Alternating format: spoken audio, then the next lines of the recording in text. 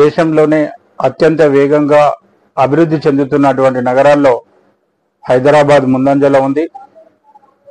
హైదరాబాదులోని అనేక ప్రాంతాలు ప్రతి 10 సంవత్సరాలకు ఒకసారి గణనీయమైనటువంటి అభివృద్ధిని సాధించడం జరిగింది. మనం ఒకసారి పరిశీలించినట్లయితే హైటెక్ సిటీ, గచ్చిబౌలి, మియాపూర్, కూకట్పల్లి లాంటి హైదరాబాదులోని అనేక ప్రాంతాలు అభివృద్ధిని సాధించడం జరిగింది. అంటే పెరిగినటువంటి జనాభాకు అనువుగా ఆయా ప్రాంతాలు అభివృద్ధి చెందడం జరుగుతుంది. కాబట్టి అక్కడ ప్రారంభంలో పెట్టుబడి పెట్టిన వాళ్ళ యొక్క భూముల యొక్క విలువలు పెరిగి వాళ్ళ యొక్క సంపద పెరిగింది.